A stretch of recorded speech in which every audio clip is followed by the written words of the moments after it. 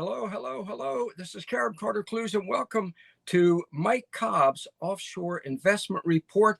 You recall that last week we were going to do numbers 5 and 6 out of this book, this great book about investing offshore. We were going to do numbers 5 and 6 of the 15 critical key questions you must ask about investing offshore. And I don't want to say we got sidetracked because we had a great discussion where Mike talked about following the brand. Incredible discussion. Super. But today we're going to get back to numbers 5 and 6. Mike, how you doing? Yeah, I'm good, Carter. I'm good. You know what I'd like to talk about today? No. I'm going to get rid of 5 and 6 here. Yeah, right. Well, okay. We'll talk about 5 and 6 today. Although I just got back from Freedom Fest, so I just want to chat about that for a second. So I just got back from Freedom Fest, which is Mark Skousen's event, and it was incredible. Over 2,200 attendees, plus another, Wow. I don't know, 200-300 exhibitors and speakers, and I mean they had everybody there who's really on the libertarian side of things. Ben Stein came in, which was nice. I hadn't seen Ben in a long time. Jim Rogers was there. It was funny. So I'm walking down the hallway talking to Jim Rogers one evening after, I don't know what it was, after a reception or something, and coming the other way is Rand Paul and his wife, and you know, two bodyguards and two federals with their badges hanging around their necks and stuff. Anyway, so whatever. I guess, you know, Rand knew Jim and they knew each other, I guess mostly through his dad, you know, Ron Paul. So we're standing in the middle of the hallway, and you know, whatever. Steve and Rand are mostly talking, and his wife's there, and I was with this woman who was running the production for Fox Nation. I'll talk about that in a second too. Good. Anyway, so we're just what would that be? 3, 4, 5 of us are just standing in the middle of the hallway with sort of Rand's bodyguard, you know, Secret Service all around us. And I don't know, we talked for 10 minutes. And at the end of 10 minutes, there must have been 20 people standing around us, watching us have this conversation, Right. which was just really cool. You know, and the one thing I asked Rand was like, how do you maintain your optimism in the face of just, you know, bang after bang after bang? You go knock down, knock down, knock down. You know, and his answer I thought was really good. He said, you know, in any given moment in the short term, you know, things definitely, you know, can look bleak. He said, but I believe in the process. I believe in people. And I think over the long term, you know, freedom will win. And I thought that was a great answer, because he's right. Any day of the week, I mean, everyone, you know, on the freedom side's getting beat up. But yeah, long term, I do believe in people and the desire of people to be free. So it was just really cool to you know, be able to just stand there and have this totally impromptu conversation, you know, whatever, 10, 15 minutes. I mean, it was a long conversation that was totally unplanned and unexpected. And, you know, Jim Rogers is quite a character. I don't know if you know Jim, but he's the guy. He's excellent. Yeah, rode his motorcycle around the world and wrote about, you know, global investing and Right. yeah, and very accessible. I mean, I just met him. I'd seen him a few times over the years, said hi to him, but we were at this VIP cocktail together, and whatever, he's just standing there and nobody was talking to him. I'm like, holy smokes, nobody's talking to Jim Rogers. I guess people are intimidated or something. I don't know. Well, of course, of course. Yeah, so I just went up to him and just started talking to him, and whatever. It was towards the end of the evening, and whatever. He was tired. He lives in Singapore, so he was all jet lagged and stuff. So he's like, all right, I got to go. I said, well, I'll walk out with you. And this woman, Kathy, was there, and she walked out with us, and we were going to go meet her husband for dinner right after that. And so anyway, it was just great. I mean, you just bump into these kind of people. John Fund. I don't know if you know John Fund from the National I've known Review. John for a long time. Yeah. Yeah, right. Wall Street Journal. Yeah, exactly. Now he's with National Review. I guess he's probably carries a couple other, you know, I mean, he's there, and I've seen him at a few events. And again, I mean, just like I don't know why people don't approach these people, but I do. And so, I mean, the last 3 or 4 events, I've hung out with John some, and we traded reading lists. And, you know, I mean, it's just, it's an incredible event. And you just see these world-class thinkers and thought leaders, right? Thought leaders. Thought leaders who are doing stuff. And it's just tremendous to be there and hang out with them. And I mentioned Fox Nation. So Fox Nation streamed live the presentation. So that presentation you just saw, you said send it over to you. That one was carried, the full 10-minute main stage presentation was carried by Fox Nation live. And then there were a couple interviews. It was kind of funny because in between the main stage sessions, they have, like, you know, blocks of time. And so they interviewed different speakers during these blocks of time. So they would cut from the main stage, come over to an interview, then go back to the main stage. So actually I got 2 separate interviews with Heather Wagenhall. And I don't know if you know Heather or not. She interviewed me twice. And so I'm going to try to get a hold of all that stuff, Carter. We'll get it over to you when I get it. So that's great. And folks, let me say, the conference, I'm sure, was great because the topic was important, vitally, and the people you described are some of our nation's great leaders. But your speech was great. Your speech was great. You, and folks, I promise you, every Offshore Club member, I'm going to have that out to you, that 10-minute speech, because what Mike said is vitally important. As a matter of fact, why don't we do this? I know we got 5 and 6 sitting in front of me. Honest to God, folks, I really do have it. But talk to us. That speech was so good. Talk to us some about that speech, because I think it was vital, what you had to say to people. And I'm sure it resonated with that audience and with the people you were talking about, who I can guarantee you, if they didn't know you before, after that speech, said to themselves, this is a guy who is vitally important to the cause of freedom worldwide. In this country, in the U.S., look, it's going to take a decade to come back from what's been done. I'm just telling you. I know. I was 40 years in politics. I know those people. Let me parenthetically say where we are in the U.S. Before you get to your speech, let me give a quick speech. Folks, Google head crusher. Google head crusher. I don't even know that. I know.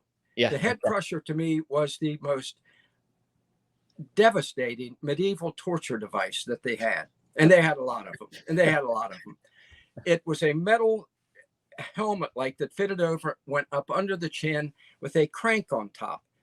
And they would turn, the more they turned the crank, as soon as they started turning it, it would start to crush the brain, sending pain throughout the entire body.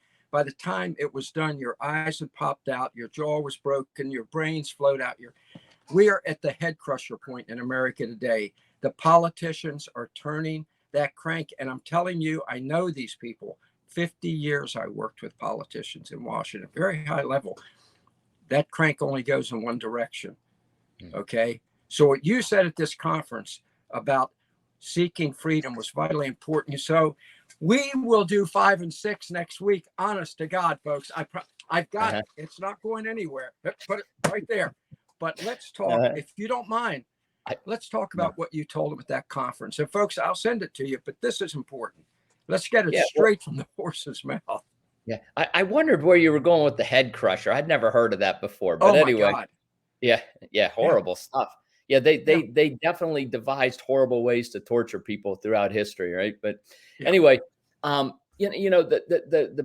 the way, I only have that like 2-3 minute clip of the 10-minute presentation. I'm trying to get my hands on the whole 10-minute presentation. Okay.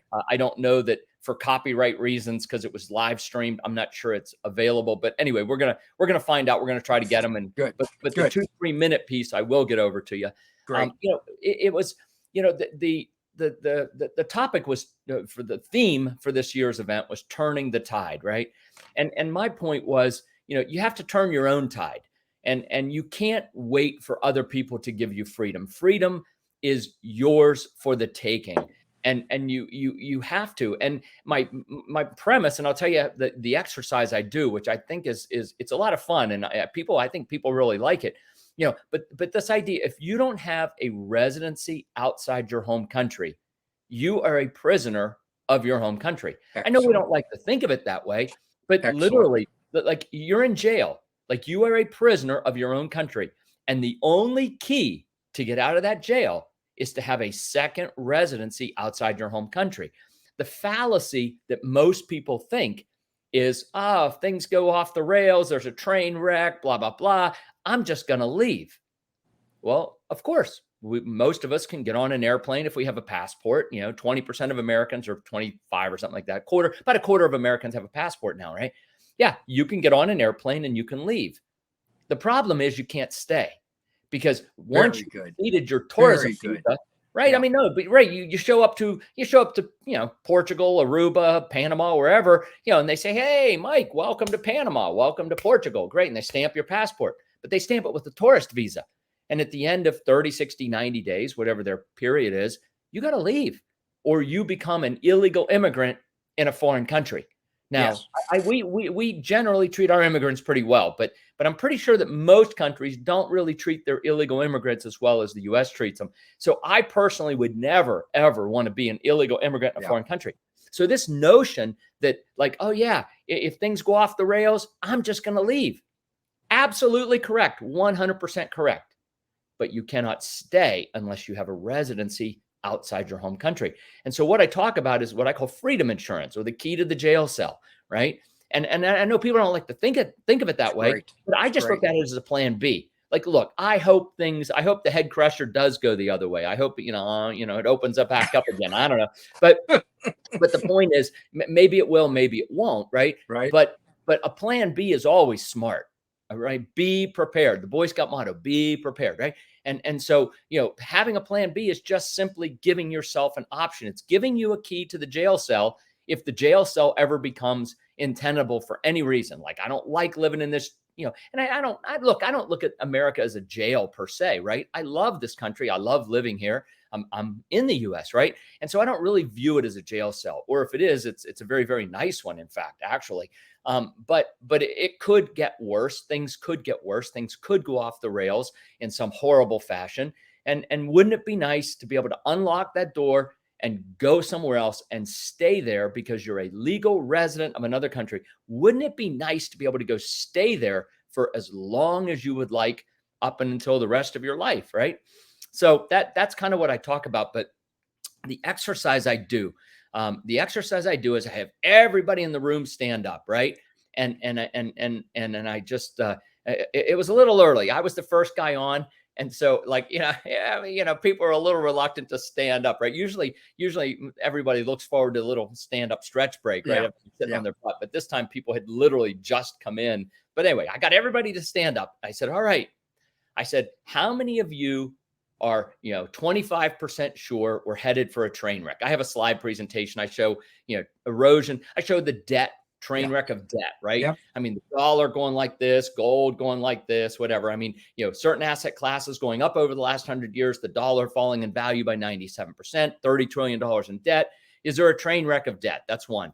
And then I talk about a train wreck of freedom, right? And I have this slide. It shows somebody being frisked, and it says school, airport, and prison. It's the same picture, right? And it's like, can you tell the difference between school, airport, and prison anymore? Not really. Everybody has to walk through a metal detector and get frisked, right? Yeah. Anyway, so I kind of talk about freedom, the train wreck of freedom. And then I have everybody stand up and I say, how many of you are 25% sure there's a train wreck coming? Stay standing, right? Usually everyone does. And I say, all right, if you're 50% sure there's a train wreck coming, stay standing. A few people sit down. 75% sure. You are 75% sure there's a train wreck coming. Stay standing. And a few more people will sit down. But in the end, probably 2/3, 3/4 of the room is still standing. And then I say, okay, everybody with a second residency outside your home country, stay standing. And like 90+% of the people sit down, right? And it's just incredible because it's so powerful. And then I say, everyone, give these folks a round of applause. Like they actually have a plan B. They've given themselves true freedom, because you don't have true freedom unless this asset right here, this asset, ourself, is protected. The highest form of asset protection is to protect this asset, our body, our freedom, our physical being, right? And so it's very visual that all of a sudden there's, 20, 30, 40 people standing up, but everyone else sat down, right?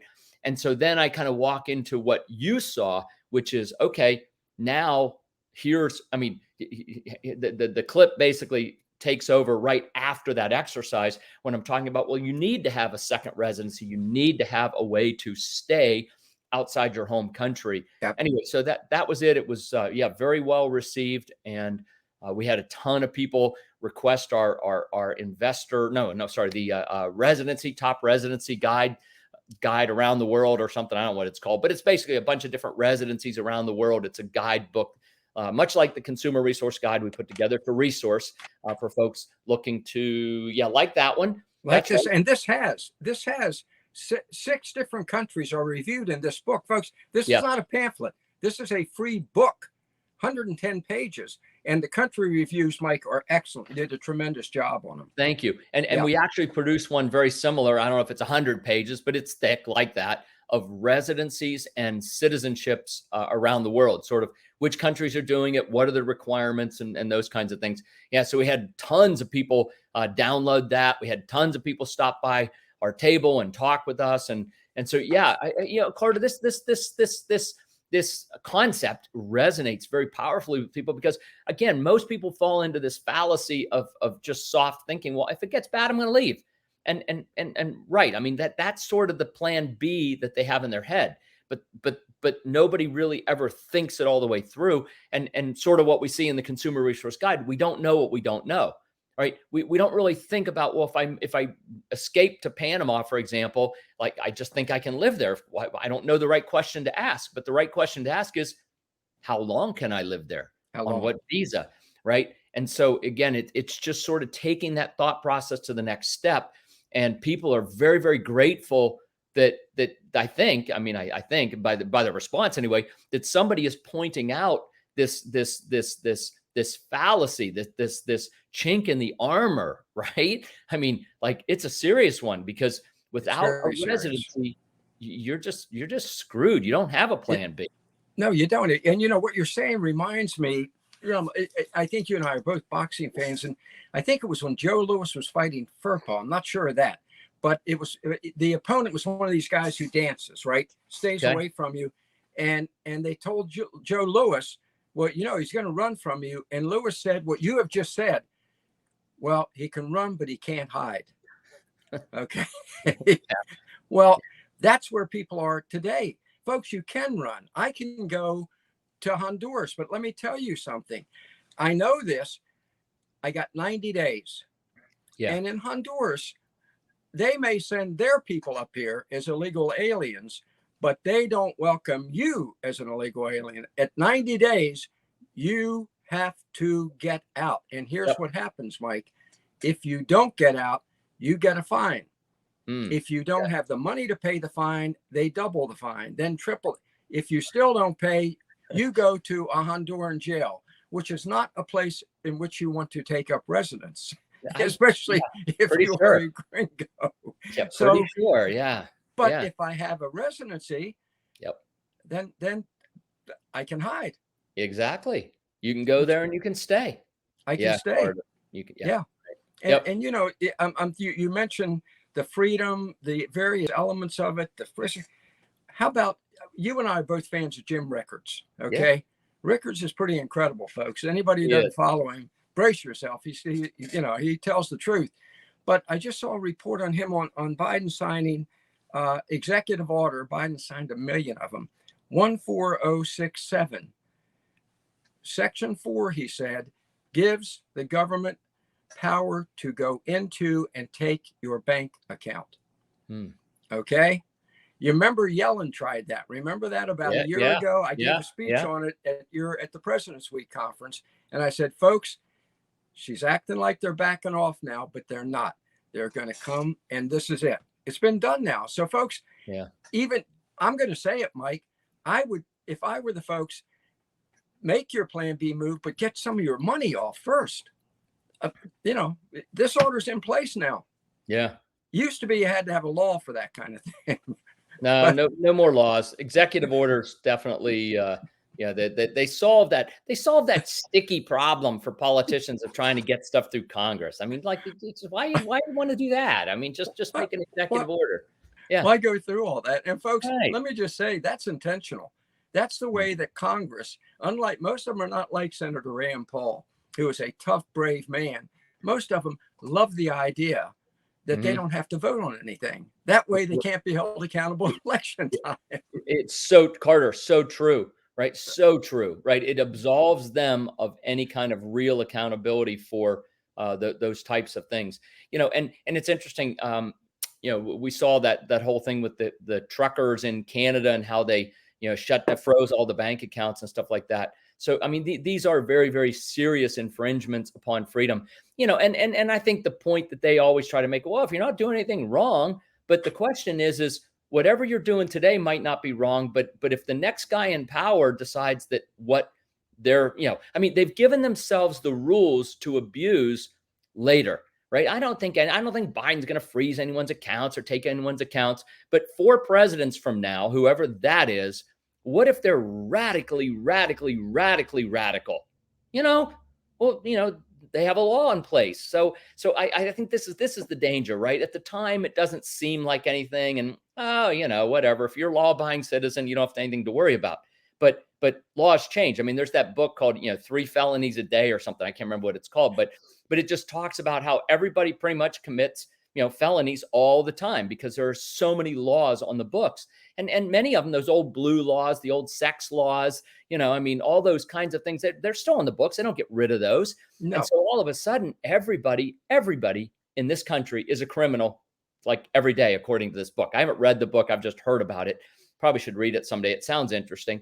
But the idea is there are just so many laws. And so you put one of these on the books, you throw it on the bookshelf behind you here, and someday maybe you dust it off and take it out, right? Yeah.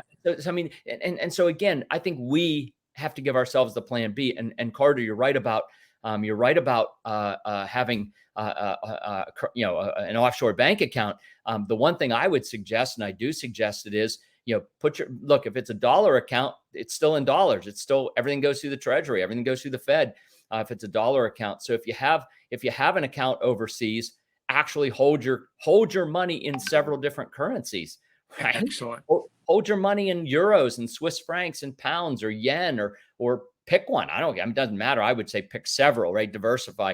But the reason to diversify is not Forex. No, the reason to diversify is so you have something outside, the U.S. Treasury and the U.S. Fed, that's your money. Although I've got to say, as a U.S. citizen, even that's a little bit tenuous because now, all the banks that have U.S. citizens have to file with the Treasury Department.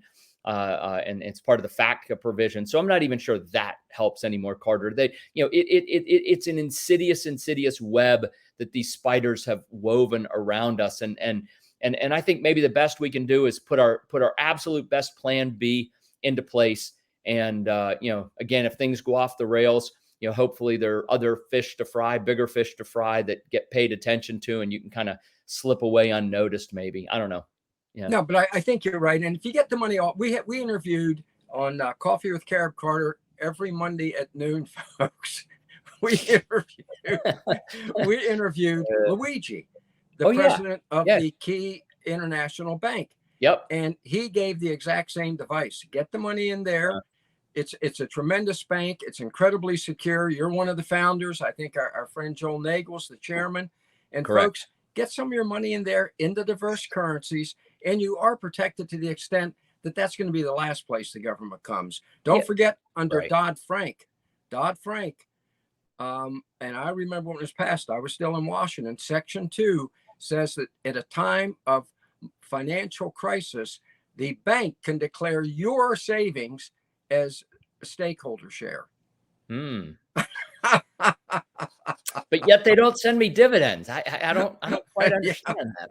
But anyway, so your advice that you gave at the Freedom Fest and to us just now of get the plan B into place, it's just vital in every respect at this point. Yep, it really is. And yeah, and Carter, we only have about 3 minutes before I have to jump because I'm actually giving a presentation in about 15 minutes to a group of realtors in New York City, Long Island, about how crypto is interfacing with real estate. It's the real estate crypto interface. I'm not really a crypto specialist. I know you've interviewed some folks on here who are on your Monday, Monday at noon, coffee at noon Monday. Yeah, right. Okay. Thank you. Anyway, You're welcome. But what I talk about is the crypto real estate interface and what that really means in the world of realtors. And so I've been doing a lot of presentation for a lot of real estate groups and associations on that topic. And so that's what I've got to do. But the reason it popped into my head is crypto is a way to have assets outside of what I would call the traditional monetary system. Again, it's not an investment. I mean, Bitcoin was at 60 grand or something. Now it's at 20 grand. I'm close, whatever. I mean, it's up, it's down. But, and again, I'm not a big advocate of investing in assets like gold. I don't think gold's an investment person. I think gold's a store of wealth. And Yes. I think crypto, Bitcoin being probably the oldest, it is the oldest and maybe the most stable of all of them. It has utility, might be a place for folks to look as well as part of their plan B. But anyway, yeah, Carter, it's a serious topic. Love to have folks reach out. Really easy. Offshore Club at ecidevelopment.com. And if you're watching this, put in the subject line, residency guide or, offshore residencies, or I don't care, something like that. There we go. We'll, well, that's the consumer resource guide, Carter. That one's different. But yeah, that one's good too. But specifically for a plan B, or you could just write plan B in the subject line. All right. We'll send that visa and residencies around the world document. Great. Yeah. Hey, and Carter, I have my coffee this morning. So are we going to do this thing? All right. Let's do this thing. Thank you, Mike.